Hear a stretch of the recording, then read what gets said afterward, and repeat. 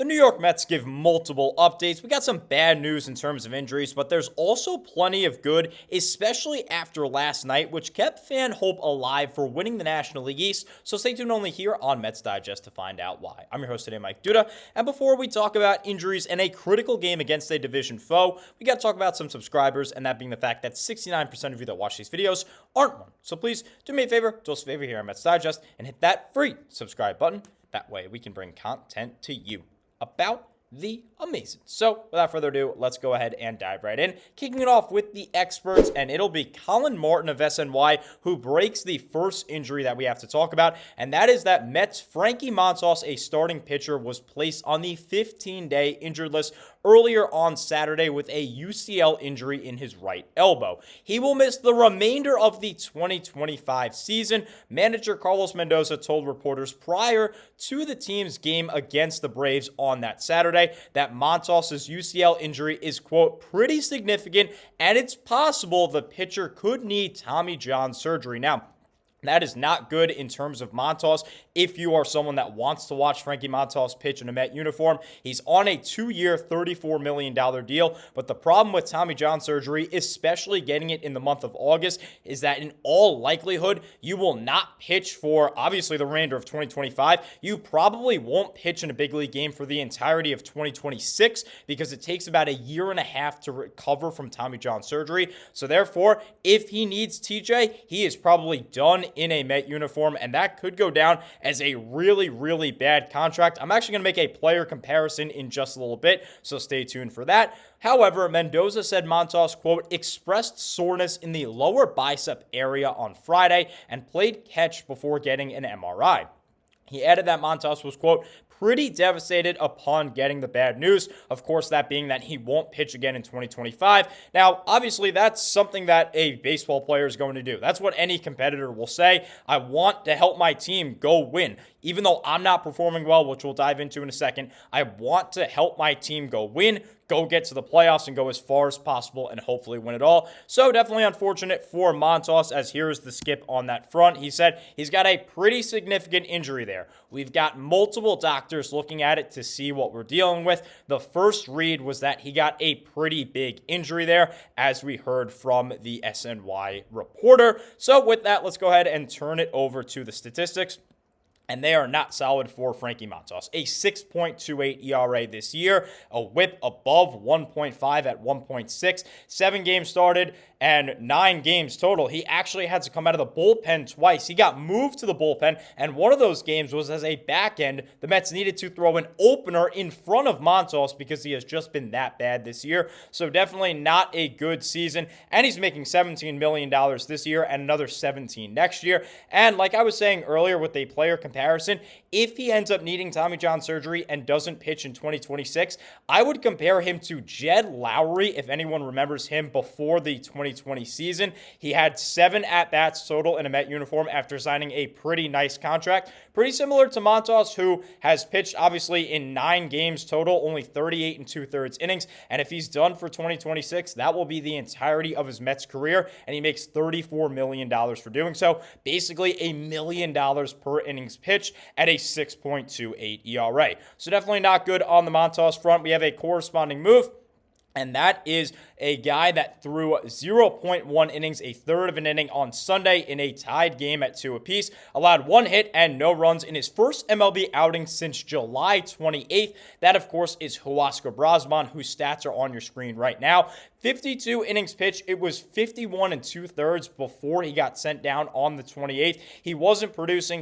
The back end of his season was really, really bad. As you can see here, absolutely fell off in the month of June and wasn't that good in July. Came back and obviously pitched that third of an inning here in the month of August. But he was phenomenal in March, April, and May, as was most Met relief pitchers, which we'll see in just a second when we go into our next corresponding move and what was the result. Now, the result of the corresponding move was Jose Castillo is back on the MLB club. Yes, Jose Castillo. Now, that brings another lefty into this bullpen, which is pretty funny because now they have 3 lefties in Gregory Soto, Brooks Raley, and Jose Castillo. Now, he hasn't been great, but again, 3 lefties probably can't hurt because the more lefties, the better. Southpaws are always huge for a starting rotation and a bullpen.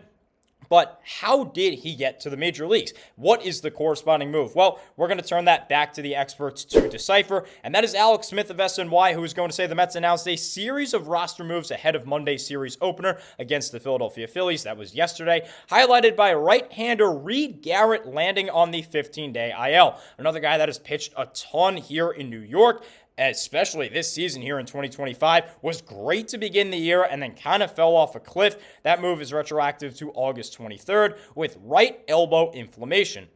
According to manager Carlos Mendoza, Garrett has had a hard time recovering after his appearances over the last couple of weeks, and after playing catch on Sunday, he decided it was time to get things checked out. And while an IL stint for an important reliever is never something a team wants, I think that's a little bit of a stretch to say he's an important reliever. He's been someone that has been really bad of late, and you have better guys, at least on paper, like Ryan Helsley, Gregory Soto, Tyler Rogers, Edwin Diaz. However, I won't harp on that point. It is never something a team wants to see happen. The good news is that it sounds as if Garrett will be ramped up again and ready to pitch by the end of the 15-day IL period. So that should be good, as we're going to turn it back to Mendy. He says he got an MRI this morning and we got relatively good news. The ligament is perfect, meaning there's no damage whatsoever. It just showed the inflammation, meaning it's only inflammation. It should be, like Smith was saying from SNY, not too long, maybe 15, 20 days. So he's going to get a cortisone shot, shut down for a couple of days, and then we'll get him going again. So in all honesty, Reed Garrett should pitch again, which is overall good news, even though the stats don't really show so.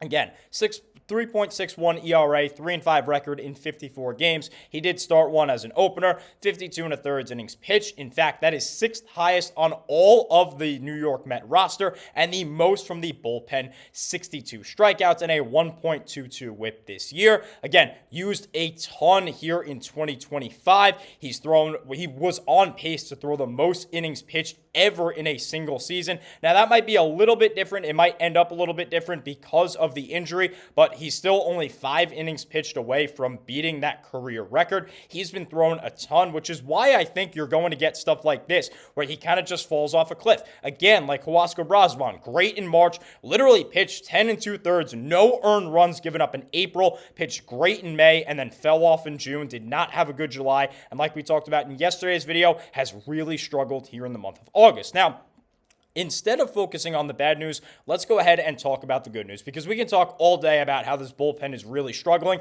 although they did not last night. And something that will help in the future is the return of Francisco Alvarez. Of course, dealing with a broken thumb, but he is scheduled to begin a minor league rehab assignment on either Wednesday, that being tomorrow, or Thursday. If he can stand the pain and still be productive, he will return in September. Tacomo, of course, Anthony Tacomo of MLB.com, he uses the word can return. In all likelihood, this will be a definitely is going to return. Although Luis Stearns has been pretty hot so far at the plate, and even gotten some production out of Kodai Senga, you definitely want the better offensive guy in Francisco Alvarez. Now, Howie Rose does a good thing. He puts everything into perspective with a very encouraging update, and that being what Tacomo was talking about. Alvarez is out taking BP yesterday, just 8 days after a broken thumb. He says thumb injury, it was a broken thumb.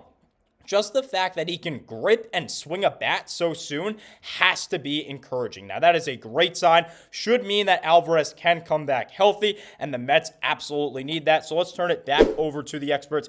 Anthony Tacomo of MLB.com will get his turn, as he says, because Alvarez will have missed only a week and a half of game action at that point, either Wednesday or Thursday. He theoretically won't need a lengthy rehab assignment. This is strictly a pain tolerance issue for Alvarez, who sprained the UCL in his right thumb on August 17th and will require postseason surgery to fix it. We talked about this in a previous video. If he gets the surgery now, great, he gets it now, but he can wait till the end of the season with absolutely no ramifications. He's going to need that surgery regardless, so if he can play through the pain without the surgery and push back the surgery, that is what the Mets are hoping for, and it looks positive on that front. Until that point, Alvarez can continue to play, knowing the worst possible outcome would be him tearing the ligament completely. It's completely gone, and then he obviously won't play and undergoes the surgery right away, that being sooner than expected. Either way, Alvarez should be ready for the start of spring training. So absolutely no reason whatsoever to have Alvarez stay on the injured list. Take the chance. There's really no risk in it. and it's a thumb injury. So the question becomes now, it's on his throwing hand. So can he catch? Well, Anthony Tacoma is going to continue discussing that, saying although Mets officials initially believed hitting, not throwing, would be Alvarez's greatest challenge, obviously not, because he's out there taking BP just 8 days after the injury and playing through a torn thumb ligament. The team still isn't sure how he will respond to a throwing program. The plan is for Alvarez to serve as a catcher, not a DH, once he returns. But if throwing causes him pain in any way that hitting does not, the team might consider using Alvarez as a DH. They absolutely need his bat. We'll talk stats in a minute. Something that could cut into the playing time of red-hot hitters Starling Marte and Mark Vientos. Both of them have been scorching hot of late. So quickly, let's go back to the manager in Mendoza. He says, I couldn't believe it Sunday. Somebody sent me a video of him hitting back here at Citi Field. When I was looking at it, I was like, there's no way this guy is swinging the bat.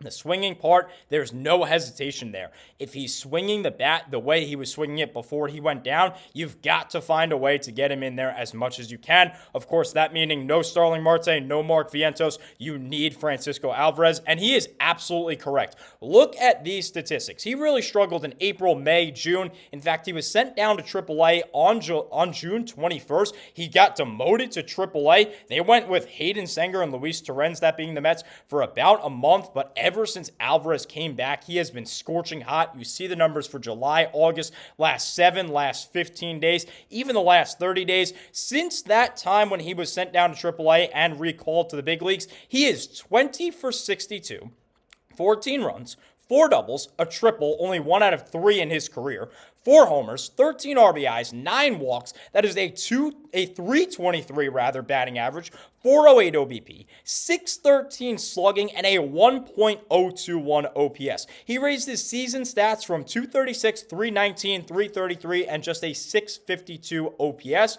to a 265, 349, 483 slash with a 787 OPS pre-injury right before he got hurt. Of course, the prior stats being before he was sent down. So overall, a great job. Red hot for Francisco Lindor. And it is really impressive. Like Rose and Tacoma were saying, it is impressive that he was out there taking BP, and it is definitely a good sign. So hopefully the Mets can get Francisco Alvarez back amidst the bad news on Frankie Montas and Reed Garrett. So go down there in the comment section. Let me know what you think. Do you think this Garrett injury is devastating? What about the Montas one? Even though they were both struggling, especially of late, do you think this is still substantial? Do you think the Mets are going to miss Frankie Montas with him being out for all of 2025? Do you think that he'll miss 2026 as well and need Tommy John surgery? Let me know your thoughts there. As for Reed Garrett, let me know what you think of him when he comes back. Do you think he's coming back? Do you think he's going to have a setback? Or do you think he's going to come back and just be lights out? Let me know your thoughts on that, and let me know if you think Francisco Alvarez will actually come back to the big leagues and be a productive hitter with a literal broken thumb. There is a ligament that is partially torn in that thumb. He needs surgery. So it's absolutely incredible what he's doing. So again, let me know what you think down below. Incredible win last night for the Mets, 13-3 over the Philadelphia Phillies. Gains them a game in the division, and it was a statement victory. They were down 3-0. Kodai Senga, again, didn't really have it, as you see on the bottom of your screen. But the offense exploded. Luis Torrens with a career-high 5 RBIs in the game, and the Mets obviously pulled away 13-3 in an offensive explosion. Bullpen did great last night, so hopefully that energy can turn into tonight. Again, the game itself coming up in just a couple of minutes by the time you guys are seeing this. So enjoy the game, and as always, thank you so much as always for watching, and let's go Mets.